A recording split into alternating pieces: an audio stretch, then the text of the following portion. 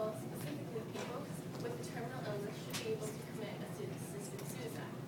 Some argue it is the freedom of speech and offer the idea of palliative health care. I, however, disagree. I do agree that people have the right to freedom of choice.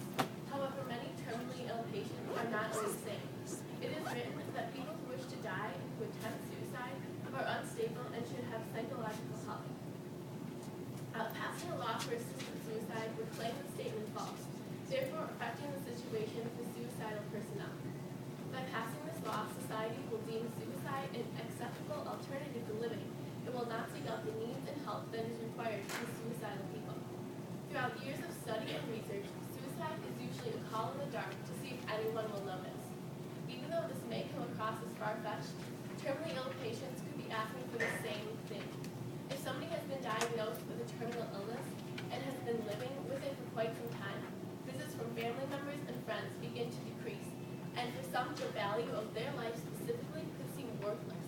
By asking to die rather than to live, they could be pleading for anyone to notice their emotional and mental pain.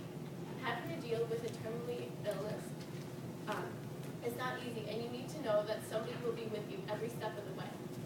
For example, a few years ago, my grandpa was diagnosed with cancer. Before this, he would wake me up every morning when we were visiting, asking silly questions like sausage or bacon, Emily, and always making sure my whole family and I were aware of the Florida Gators and their football team by sending us t-shirts and always informing us about them. As my grandpa, I loved him, although unfortunately, this past summer he passed away. But it wasn't only the cancer that killed him. He killed himself. He was on many medications, and for the past few years when we visit him, he was distant from all of us. He rarely talked to us, and he was barely eating anything, if he would eat. Most of the time, he watched TV and stayed far away from us all. He wasn't the grandpa that I had known. I, of course, still loved him and still do love him with all my heart. If we enable a law to allow assisted suicide, we will be sending the public a message that says we don't care about their lives. They can live or die for what it matters. We won't send a message of care and love, but rather a message of apathy for who they are as a whole. If my grandpa had made me know how much he was loved, his life could have been saved. It was heartbreaking and tore my whole family apart. We were all devastated at the death of my grandpa, and for everyone who knows a friend or family that died, they feel the same way. Although he may not have known, his death tore a piece of my heart that will be missing forever. To say that people would make this choice with a clear mind is not true. First of all, about 94% of suicidal people suffer from a mental illness.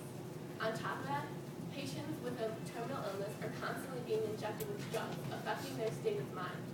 Studies have also shown that people who are dealing with depression and terminal illnesses have a feeling of all or none, and this can contribute with their actions of suicide.